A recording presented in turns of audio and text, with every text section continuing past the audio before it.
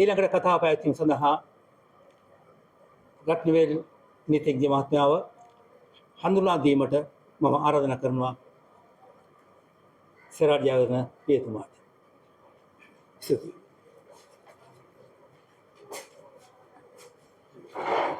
මම හිතන්නේ ලොකු හැඳින්වීමක් අවශ්‍ය නැහැ. රත්නවේල් මහත්මයා අපි දන්නවා CHRD Center for Human Rights and Development ආයතනයේ එතුමා අධ්‍යක්ෂ. ඒ වගේම බොහෝ වින්දිතයන් වෙනුවෙන් විශේෂයෙන්ම යුද්ධයෙන් ඒ වගේම එපමණක් නෙවෙයි ඇඹිලිපිටියේ දරුවන්ගේ ඒ ඝාතන අවස්ථාවේදී ඒ වෙනුවෙන් පෙනී සිටි නීතිඥවරයෙක් විශේෂ මුතුරු නැගෙනහිර මේ මොහොතේ චෙම්මනියේ සජීවීව එතන රැඳී සිටමින් වින්දිතයන්ගේ නීතිමය කාර්යභාරය ඉටු කරන්නේ එතුමන්ගේ ආයතනය. දේශපාලන ලෙස වාමාංශික දේශපාලනයේ යෙදුණු ඒ වගේම තවමත් යෙදෙන මහත්මයෙක්. ඉතින් තව මම හිතන්නේ ගොඩක් විස්තර අවශ්‍ය නැහැ. මම දැන් රත්නවේල් මහත්මයාට ආරාධනා කරනවා අපව අමතන්නට කියලා.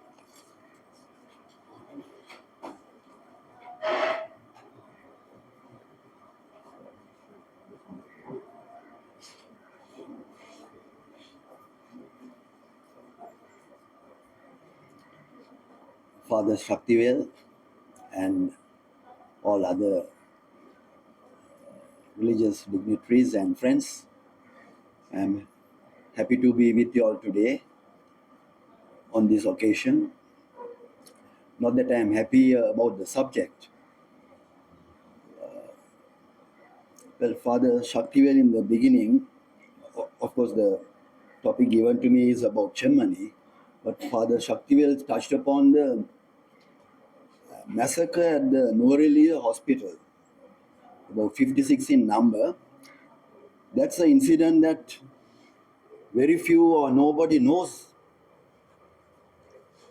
unless they have read it in newspapers at that time. But that incident up to now is shrouded in mystery because it has not been highlighted by the newspapers nor by anybody. Now, to go back to the 1983 saga, the massacre started in Borella, Kanata on the 24th and 25th and spread to other parts of the country. But Norelia was, as far as I was concerned, it was quite quiet because there were some police officers who were high-ranking police officers who were managing the place and immediately arrested all bad eggs and criminals. It was quiet until the 29th of July, when a very powerful minister who himself had been elected from Norelia, he landed from Colombo to Norelia and he went to the police station and said, how dare you all arrest all my supporters, let them loose. And when all those hoodlums were released, they went and massacred a lot of people, especially the inmates of the hospital. So this is one incident where it has been proved beyond doubt that the political bigwigs had been behind all these massacres. If there was any violation of the law, there was any serious incidents, killings, extrajudicial killings, it was done with the blessings of the politicians of the time. And no one is an exception. The successive presidents, the government, the ministers. Now coming back to Chemmani, as we all know, it is the hot topic now and it is gaining prominence day by day because every day there are skeletons, bodies, parts, artifacts being discovered. So was the Mullaitivu Kokutodoi mass grave, like Satosa in Mana. However, there is a stark difference here. In the other mass graves, you get skeletal remains, of course, covered with clothes. There was a semblance of some sort of dignity to the dead, because at least they were spared of the insult of being rid of their clothes. However, in Chemmani, the skeletons are bereft of any garments to protect their dignity. So this is one big difference from other mass graves, and this had been confirmed by the recent report submitted by Professor Raj Somudeva to court. And there he mentions that there is an absence of dignified burial, that is short of saying there had been a massacre. And now all of us know that people are clamoring for international investigations. That should have been the norm, because in other countries, especially Latin American countries, Argentina, Chile, Guatemala, there had been mass excavations, because after the military regime had been brought down, the civilian government took over, and there was all these excavations without much controversy, because it was left to the organizations, civil organizations, without the government being involved or interfering.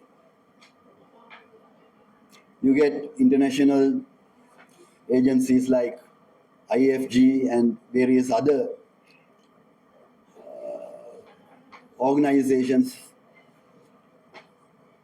having expertise in that field, and the excavations took place very quietly in the full view of people. But here it is different. Wherever the bones or the remains are excavated, suspected to be mass graves, immediately the government has to intervene. The court takes over, and that is a necessity which we cannot do without. So this is done under the supervision of the court. And for us, although we would very much like the international exposure, the international experts coming to the scene, but the government is very reluctant. Anything that says international experts or international organization, it's anathema to the Sri Lankan government, whatever government that has come to power. So we have to make do with whatever that is available. So if any people who are capable of bringing down international experts, let it be done with the participation of civil organizations, and let the foreign embassies come to the scene. But until then, this has to go on. And there is a dedicated set of officers and experts, including forensic anthropologists and forensic archaeologists. And with them, there is a battalion of people, especially students from Jaffna University, from Calais University, who had been taking part, and their work is very difficult in a sense.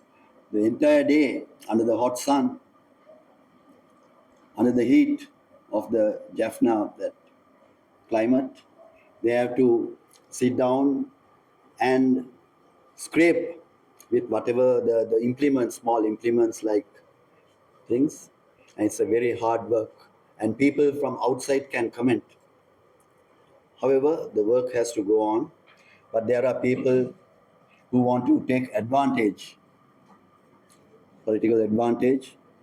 So that cannot be discounted. Everybody wants to get involved. But what I could say is that as a person who is a counsel who appears for the affected family, is that the families are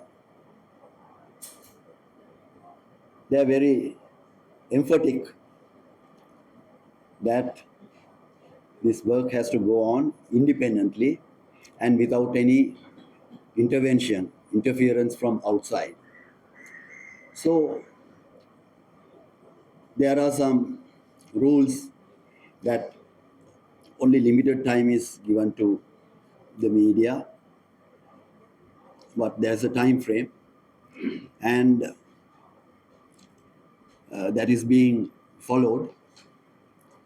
We had instances where some enthusiastic YouTubers trying to sort of, by way of artificial intelligence, trying to disfigure something and to present the public with some sort of unnecessary figures, which has to be discouraged because the actual picture has to go to the people.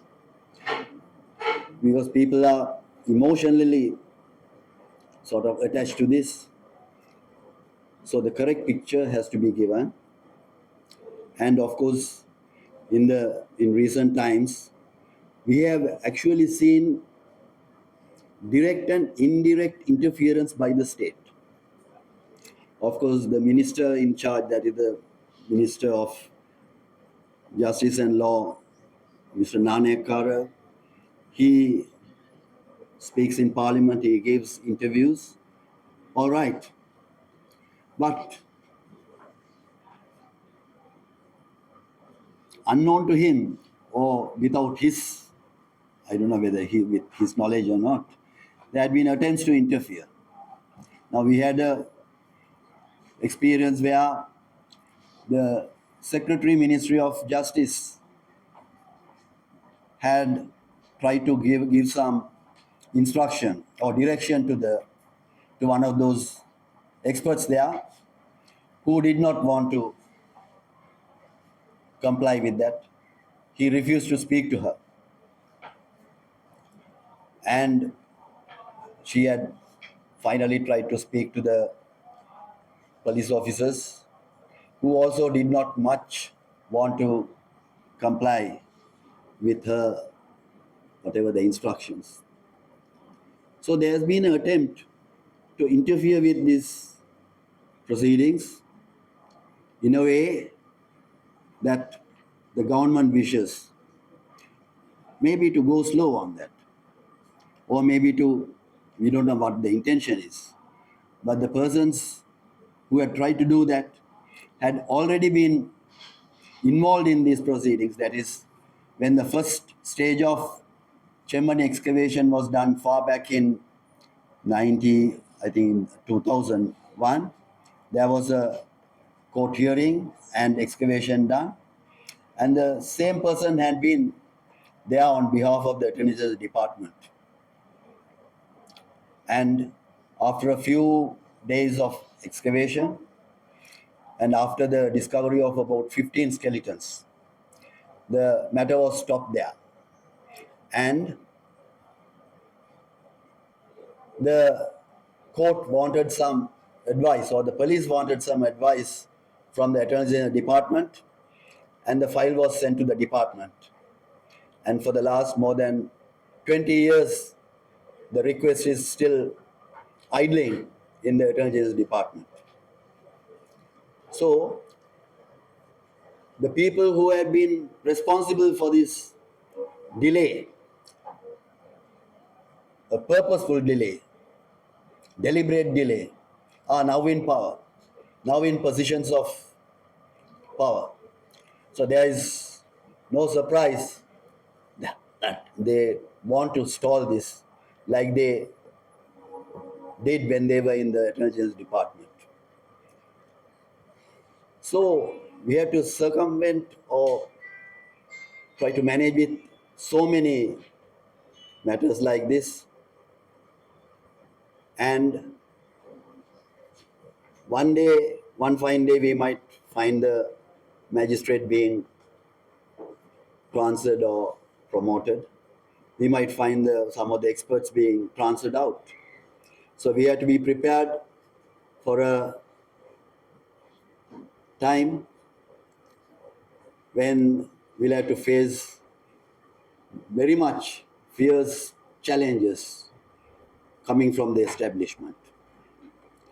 But I should say, at the moment, things are going well, although it's slow. It's a slow process. We cannot expect miracles because to excavate in the proper manner the skeletal remains, you cannot do it by way of heavy machinery or anything. You have to very painstakingly, very slowly, you have to operate. So it will take time, and the number that is estimated, I think it might come to a very big number, large number. And there is now talk of some other places which are likely mass graves within the same compound. Therefore, this is as I said earlier, it's quite a long sort of procedure that we could expect. And our audience and those who are outside, people who are interested, have to sustain this by continuously monitoring, continuously showing their interest, media, publishing matters regarding the day-to-day, what is happening there. So all that will help to a very large extent in keeping the matter live. So that's all I could say at the moment.